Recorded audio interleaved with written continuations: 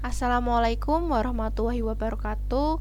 Perkenalkan, nama saya Diva Kamelia Zumna dari Program Studi Ilmu Komunikasi Fakultas Teknologi Informasi Komunikasi dengan NIM G311250102.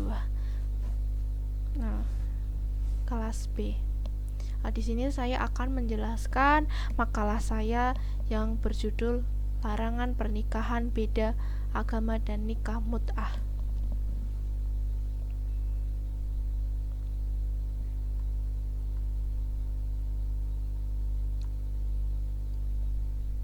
Yang pertama, kata pengantar.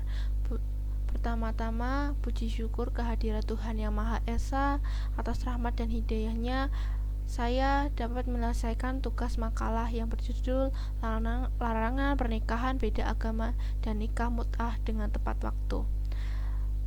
Mata kuliah agama Islam menjadi dasar penyusunan makalah ini. Di samping itu, tulisan ini bertujuan memperluas pengetahuan mengenai ketentuan nikah dalam Islam bagi pembaca serta bagi penulis, yaitu saya. Penulis mengucapkan terima kasih pada Bapak Muhammad Liyah Ulami, SPD, MPDI sebagai pengajar mata kuliah agama Islam. Ungkapan terima kasih juga disampaikan kepada semua pihak yang telah berkontribusi dalam menyelesaikan makalah ini. Penulis, saya menyadari bahwa karya tulis ini belum sepenuhnya ideal, oleh karena itu masukan dan tanggapan yang positif diharapkan demi memperbaiki makalah ini. Bab pertama yaitu pendahuluan. Latar belakang pernikahan beda agama adalah pernikahan yang dilakukan antara dua orang yang memiliki agama yang berbeda, seperti antara seorang muslim dan seorang non-muslim dalam Islam. Pernikahan ini dilarang dan tidak sah. Hal ini dikarenakan dalam hukum syariah, dalam hukum Islam, pernikahan beda agama tidak sah dan bertentangan dengan prinsip pernikahan yang suci. Sebagai ulama bahkan menilai hal ini dapat mendekati perbuatan yang dilarang atau maksiat karena tidak memenuhi rukun dan syariat nikah. Dalam hukum positif di Indonesia, pernikahan beda agama juga tidak diperbolehkan. Pernikahan di Indonesia harus dilakukan dengan satu agama. Jika pernikahan beda agama terjadi, maka pernikahan tersebut tidak sah, melanggar hukum. Pernikahan beda agama menurut Abdurrahman yang dikutip oleh Unhal adalah pernikahan antara orang-orang yang memiliki agama dan kepercayaan yang berbeda.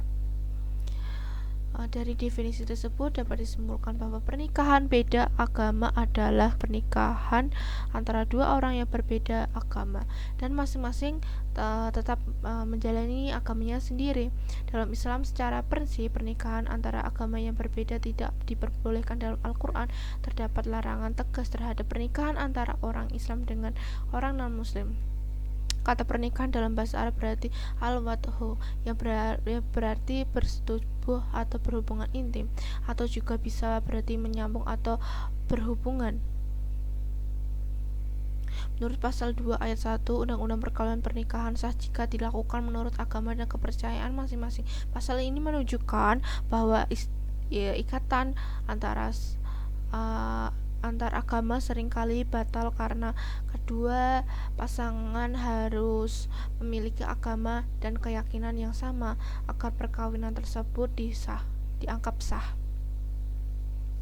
Aturan perkawinan masyarakat Indonesia diatur dalam Undang-Undang Nomor 16 Tahun 2019 tentang perubahan atas Undang-Undang Nomor 1 Tahun 1974 tentang perkawinan. Undang-undang ini bertujuan untuk menegakkan ketertiban umum dalam batas hukum keluarga dan pernikahan. Selain itu, undang-undang ini bertujuan mengatasi berbagai permasalahan masyarakat termasuk dalam lingkungan hukum keluarga dan perkawinan. Dalam keputusan Mahkamah Agung Republik Indonesia, perbedaan agama antara calon suami dan istri tidaklah menjadi penghalang bagi mereka yang menikah. Nikah mut'ah adalah pernikahan antara laki-laki dan perempuan dengan jangka waktu tertentu yang disepakati oleh kedua belah pihak. Nikah mut'ah juga dikenal sebagai nikah mut'ah dikenal sebagai nikah sementara atau kawin kontrak.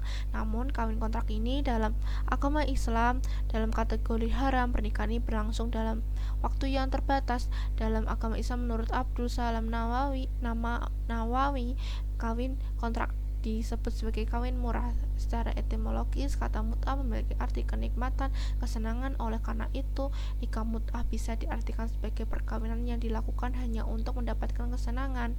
Dalam perkawinan ini ada aturan-aturan tertentu yang memberikan kemudahan bagi tanggung jawab suami dan istri dibanding tanggung jawab dalam perkawinan yang permanen. Secara etimologi, istilah nikah mut'ah diungkapkan sebagai bagian dari makna luas dari kata tersebut. Dalam bahasa Arab, kata mut'ah berasal dari kata mat'a, yamatu, dan mutu'an yang memiliki makna seperti panjang, naik, menjadi kuat, membawa pergi, mendustakan, menjadi merah, elok, luas, dan lemah lembut. Menurut Syahid Sabik, kawin murah juga disebut sebagai nikah sementara atau kawin terputus, karena pernikahan ini dilakukan hanya sehari, seminggu, atau sebulan saja. Dinamakan nikah mut'ah karena laki-laki yang menikahi perempuan hanya dimaksud untuk bersenang-senang dalam waktu singkat. Yang kedua yaitu rumusan masalah. Berdasarkan latar belakang di atas, maka dapat disimpulkan rumusan masalah yang saya ambil. Yang pertama itu bagaimana cara menilai sahnya pernikahan antara dua orang dari agama yang berbeda menurut pandangan agama Islam. Yang kedua, bagaimana posisi anak yang lahir dari pasangan yang memiliki agama berbeda. Yang ketiga, bagaimana aturan tentang pernikahan sementara atau nikah mut'ah. Yang keempat, apa saja alasan mengapa pernikahan sementara atau nikah mut'ah diharamkan menurut pandangan ulama Syahid Sabik. Yang kelima yang terakhir, bagaimana pandangan hukum Indonesia terhadap pernikahan beda agama, termasuk implikasinya terhadap putusan pengadilan. Bab 2, pembahasan. Yang pertama, cara menilai sahnya pernikahan antara dua orang dari agama yang berbeda menurut pandangan agama Islam. Dalam Islam, pernikahan antara seorang muslim dengan seorang yang tidak beragama Islam disebut pernikahan beda agama. Hal ini melibatkan pasangan yang memiliki keyakinan berbeda dan dibahas secara rinci dalam hukum Islam. Kata pernikahan berasal kata nikah yang dalam bahasa memiliki makna mengumpulkan, saling memasukkan, atau dalam arti lebih luas bisa berarti bersetubuh terhadap perbedaan pendapat di antara para ulama mengenai hukum pernikahan beda agama. Ada yang berpendapat hukum haram, ada pula yang mengatakan hukum makruh dan mubah. Menurut Imam Ibnu Hanifah, terdapat dua hal yang dalam perkawinan antar agama. Pertama, pernikahan antara laki muslim dengan wanita non muslim hukumnya haram. Kedua, perkawinan antara laki-laki muslim dengan wanita yang termasuk ahlul kitab, Yahudi dan Nasrani, hukumnya mubah. Dalam mazhab Hanafi, ahlul kitab adalah orang yang percaya kepada nabi dan kitab diturunkan oleh Allah seperti Nabi Ibrahim dan Nabi Musa. Oleh karena itu, wanita dari kalangan ahlul kitab kitab boleh dikawinin. Namun menurut mazhab ini perkawinan dengan wanita ahlul kitab yang tinggal di al-harbi hukumnya makruh karena bisa membawa risiko fitnah dan kerusakan yang besar. Mayoritas ulama dari keempat mazhab MUI, NU, Muhammadiyah dan lainnya telah sepakat bahwa menikahi laki-laki perempuan non muslim hukumnya haram. Pernyataan ini didasarkan pada dalil Al-Quran khususnya Al-Baqarah ayat 221 dalam Islam secara teori ditegaskan larangan pernikahan antar agama yang berbeda. Namun terdapat juga teori yang menyatakan bahwa ada kemungkinan terjadi pernikahan antara umat Islam dengan wanita ahlul kitab. Perkawinan dengan ahlul kitab diperbolehkan seperti yang terdapat surat Al-Maidah ayat 5. Allah berfirman pada surat Al-Baqarah ayat 221, artinya janganlah kamu menikahi perempuan musyrik hingga mereka beriman. Sungguh hambamu hanya perempuan yang beriman lebih baik daripada perempuan musyrik. Meskipun dia menarik hatimu, jangan pula kamu menikahi laki-laki musyrik dengan perempuan yang beriman hingga mereka beriman. Sungguh hamba hanya laki-laki yang beriman lebih baik daripada laki-laki musyrik. Meskipun dia menarik hatimu, mereka mengajak ke neraka, sedangkan Allah mengajak ke surga. Dengan ampunan, dengan izin Allah menerangkan ayat-ayatnya kepada manusia agar mereka mengambil pelajaran. Jika calon istri tersebut adalah wanita dari kelompok ahli kitab yang berperang melawan pemerintahan Islam Harbiyah, maka menurut ulama mazhab Hanafi, bagi lelaki muslim menikahi termasuk makruh tahrim atau haram karena bisa menyebabkan fitnah. Sedangkan jika wanita ahli kitab menunduk pada hukum Islam, maka menikahinya termasuk makruh tanzih. Di kalangan ulama mazhab Makkiyah terdapat dua pendapat. Pertama, menikahi wanita ahli kitab bagi lelaki muslim adalah makruh mutlak bagi yang zimiyah maupun harbiyah. Hal ini juga terpendapat Imam Atta bahwa perkawinan tersebut hukumnya makruh, khususnya dengan wanita harbiyah tingkat makruhnya lebih besar. Kedua, tidak secara mutlak makruh karena ada ayat yang memperbolehkan secara mutlak, karena mazhab Malikiyah dibangun dengan prinsip maka jika menikahi wanita Alkitab bisa mengkhawatirkan timbulnya mafsadah, maka menikahi hukumnya haram. Yang kedua yaitu posisi anak yang lahir dari pasangan yang memiliki agama berbeda. Anak yang lahir dari perkawinan antara seorang wanita muslim dengan laki-laki non muslim dianggap tidak sah secara hukum. Hal ini berdasarkan fatwa MUI yang menyatakan bahwa wanita muslim tidak boleh dan tidak sah menikahi dengan laki-laki kafir, baik yang musyrik, ahli kitab atau sejenisnya. Dalam perkawinannya dilakukan oleh orang tua dengan agama berbeda, hubungan antara anak dengan kedua orang tuanya memiliki aturan tertentu seperti yang dijelaskan oleh Al-Jabri 2003. Yang pertama, jika orang tuanya yang laki-laki beragama Islam dan orang tuanya yang perempuan tidak beragama Islam, maka selama anak belum memilih agama yang akan diikuti, anak tersebut dianggap mengikuti agama orang tua yang laki-laki. Namun jika saat ia dewasa memilih mengikuti agama ibunya yang bukan Islam atau agama lain yang berbeda dari kedua orang tua, maka anak tersebut akan terputus hubungan nasabnya dengan orang tua laki-laki yang beragama Islam. Yang kedua yaitu jika orang tuanya yang laki-laki beragama Islam dan orang tuanya yang perempuan beragama Islam, maka anak tersebut dianggap tidak sah karena hubungan nasabnya akan ditentukan berdasarkan agama bapaknya. Namun jika saat ia dewasa memilih memeluk agama Islam, maka ia hanya memiliki hubungan nasab dengan ibunya yang beragama Islam, sedangkan hubungan nasab dengan bapaknya berakhir. Perkawinan anak yang terakhir dari perkawinan antara pria beragama Islam dan wanita beragama bukan Islam adalah tanggung jawab dan berbeda di bawah kendali ayahnya. Jika anak tersebut adalah perempuan, maka ketika ia menikah, ayah berhak menjadi wali nikah. Jika anak tersebut memilih agama selain Islam, maka tanggung jawab perwalian tidak lagi berada di tangan ayahnya. Jika anak tersebut adalah perempuan, maka wali nikahnya tidak bisa diwakilkan kepada ayahnya karena perbedaan agama antara keduanya. Perwalian bagi anak yang dilahirkan dari perkawinan antara wanita beragama Islam dan pria beragama bukan Islam hanya dikuasai oleh ibunya saja. Anak yang dilahirkan dalam hubungan perkawinan ini hanya memiliki hubungan nasab dengan ibunya saja. Yang ketiga yaitu aturan tentang pernikahan sementara atau nikah mut'ah. Pernikahan kontrak dalam perspektif hukum Islam dianggap tidak sah atau haram. Hal ini didasarkan pada dalil-dalil yang berasal dari Al-Quran dan hadis serta pandangan para ulama. Menurut imam dari mazhab tersebut, nikah mut'ah atau pernikahan kontrak hukumnya tidak sah atau haram. Pernikahan kontrak ini dilakukan hanya untuk memenuhi keinginan atau nafsu seorang individu dan berlangsung dengan jangka waktu tertentu, bukan untuk membangun rumah tangga yang sesuai dengan syariat.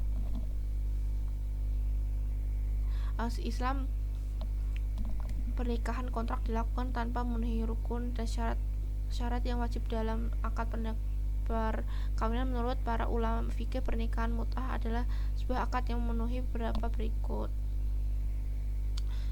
Di antaranya tidak diperlukan wali, tidak diperlukan saksi. Dalam akadnya terdapat perjanjian mengenai jangka waktu tertentu. Harus disebutkan mahar akadnya. Anak dari pernikahan mut'ah memiliki status yang sama seperti anak dari pernikahan biasa. Antara suami dan istri tidak ada hubungan pewaris kecuali jika disebutkan dalam akad. Tidak ada talak. Masa iddah waktu setelah berakhirnya pernikahan adalah 2 kali siklus haid bagi yang masih haid. Tidak ada nafkah iddah, biaya kebutuhan selama masa iddah. Al-Quran tidak pernah menjelaskan bahwa nikah mut'ah diperbolehkan. Jadi dapat dipastikan Al-Quran tidak pernah menghalalkan hal tersebut sama sekali. Justru Al-Quran melarang nikah mut'ah. Hukum nikah mut'ah adalah sebagai berikut. Yang pertama, pada awal masa Islam hukum mut'ah adalah diperbolehkan. Setelah itu kehalalan nikah mut'ah dihapus oleh ayat 5, 6, dan 7 surat Al-Mu'minun. Pada beberapa perang nikah mut'ah kembali diperbolehkan melalui rukhah. Namun ketika sebab rukhah itu hilang, maka nikah mut'ah kembali dilarang. Saat haji wada, Nabi Muhammad SAW kembali memperkuat larangan tersebut nikah mut'ah. Dalam Al-Quran terdapat pendapat mengenai ayat-ayat yang digunakan oleh pihak yang mendukung nikah mut'ah. Salah satunya yang sering dijadikan dasarnya adalah Quran surat An-Nisa, dan dilarang bagimu menikahi wanita yang sudah beristri kecuali hamba yang kamu miliki. Ini adalah ketetapan Allah bagimu untuk memperjelas syarat dan rukun dalam menikah. Terlebih dahulu diperjelaskan pengertian syarat dan rukun bagi dari etimologi maupun terminologi. Secara etimologi dalam Kamus Besar Bahasa Indonesia, rukun diartikan sebagai yang harus dipenuhi agar suatu pekerjaan sah, sedangkan syarat adalah ketentuan atau peraturan petunjuk yang memastikan diikuti dan ditaati. Menurut Satria Effendi, bahasa syarat merupakan suatu yang mengharuskan adanya suatu lain atau sebagai tanda yang menunjukkan adanya sesuatu. Yang keempat, alasan mengapa pernikahan sementara atau nikah mut'ah diharamkan menurut pandangan ulama Syahid Syafiq. Menurut Syahid Syafiq, nikah mut'ah disebut juga dengan nama nikah sementara atau kawin terputus karena lelaki yang menikahi perempuan itu hanya dalam jangka waktu tertentu seperti sehari, seminggu, atau sebulan. Dinamakan nikah mut'ah karena lelaki tersebut bermaksud untuk bersenang-senang sementara waktu saja. Di kalangan para ahli fikih, nikah mut'ah sering disebut juga dengan istilah akad kecil. Syahid Syafiq menjelaskan nikah mut'ah hanya bertujuan untuk memenuhi keinginan seksual saja, tidak ada tujuan untuk mendapatkan anak dan merawat mereka, padahal itu tujuannya untuk mendapatkan anak, merawat mereka, padahal itu tujuan sejati pernikahan. Karena itu menurut Syahid Syafiq, nikah mut'ah lebih mirip dengan perzinaan. Syahid Syafiq juga menjelaskan bahwa nikah mut'ah memiliki dasar dalam Al-Quran dan hadis yang menunjukkan beberapa ayat yang sering ditafsirkan untuk memperbolehkan praktik ini. Beberapa hadis juga meriwayatkan bahwa Nabi Muhammad SAW pernah memperbolehkan nikah mut'ah pada masa tertentu meski kemudian dilarang. Syahid Syafiq juga membahas kritik terhadap nikah mut'ah, khususnya terkait kemungkinan penyalahgunaan dan dampak terhadap posisi sosial perempuan. Alasan-alasan mengapa nikah mut'ah diharamkan menurut Syahid Syafiq adalah sebagai yang pertama, perkawinan semacam ini tidak sesuai dengan tujuan perkawinan yang disebut Al-Quran, juga tidak sesuai dengan masalah talak, idhah, dan pusaka. Jadi perkawinan seperti ini dianggap tidak sah, sama seperti berbagai bentuk perkawinan yang lain dibatalkan oleh Islam. Yang kedua, terdapat banyak hadis yang secara tegas menyebutkan bahwa nikah mut'ah haram. Contohnya hadis yang diriwayatkan oleh Umayyah bin Aliyah dari Yazid bin Yurai dari Rawriyani bin Al-Qasim dari Amr bin Dinar dan Al-Hasan bin Muhammad dari Salamah bin Al-Waq dan Jabir bin Abdullah. Yang ketiga, ketika Umar menjadi khalifah, beliau pernah memberi pidato di atas mimbar dan mengharamkan nikah mut'ah. Para sahabat pun setuju dengan hal itu, meski mereka pasti tidak akan setuju dengan sesuatu yang salah jika memang mengharamkan nikah mut'ah itu merupakan kesalahan.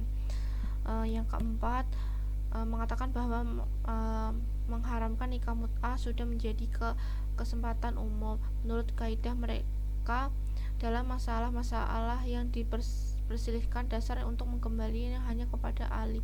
Namun ada riwayat yang sah dari Ali bahwa kebolehan nikah mut'ah telah diputuskan. Ali Baihaqi meriwayatkan dari Ja'far bin Muhammad ketika ditanya oleh tentang nikah mut'ah.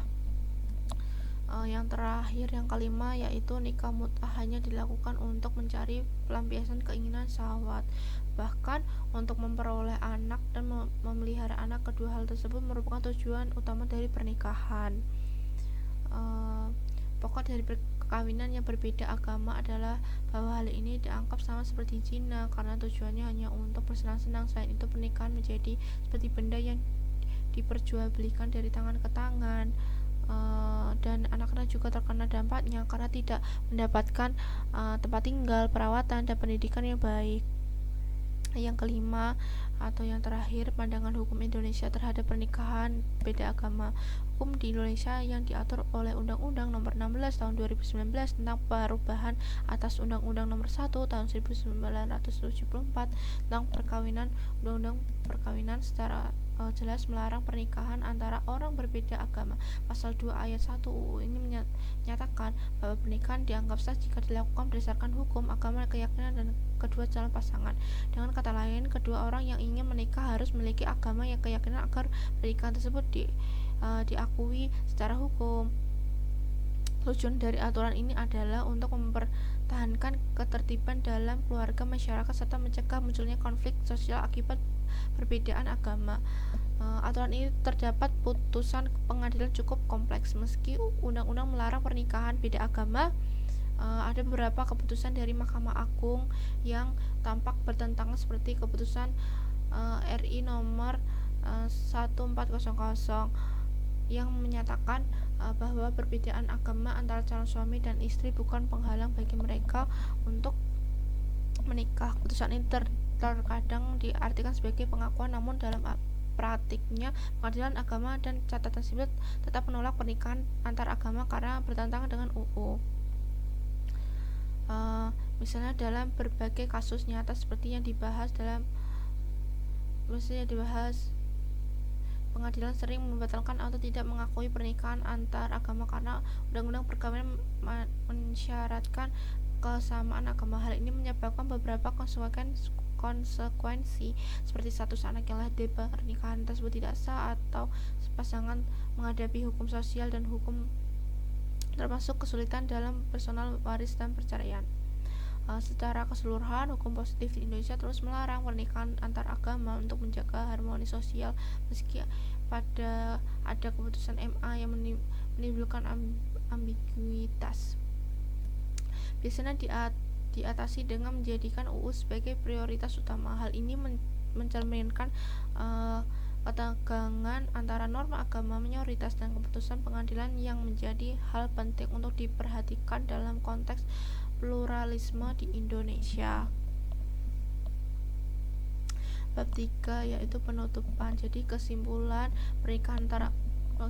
yaitu pernikahan antara orang yang beragama berbeda menurut pandangan Islam memiliki banyak perbedaan dan masalah hukum.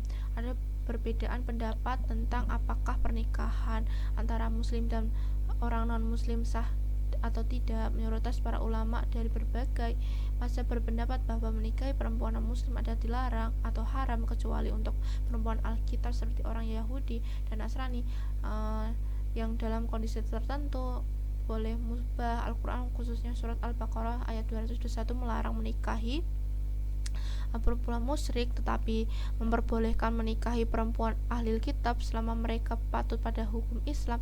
Keputusan untuk menikahi seorang dari agama lain tidak hanya berkaitan dengan urusan pribadi tetapi juga mempengaruhi dampak sosial, hukum, dan moral yang lebih luas, termasuk mempengaruhi terhadap anak yang lahir dari pernikahan tersebut. Anak yang lahir dari pernikahan antara wanita muslim dan laki-laki non-muslim dianggap tidak sah menurut fatwa MUI karena pernikahan tersebut dianggap haram dan tidak sah secara mutlak.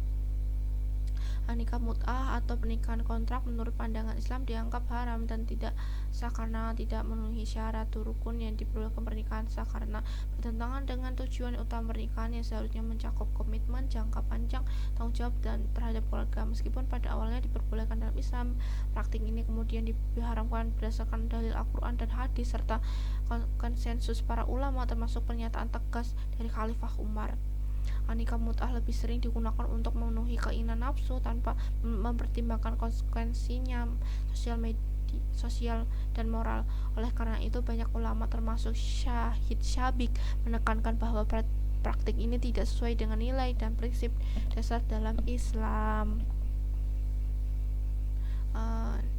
Sekian dari penjelasan atau penjabaran materi makalah dari saya. Bila ada salah mohon dimaafkan. Sekian dari saya. Wassalamualaikum warahmatullahi wabarakatuh.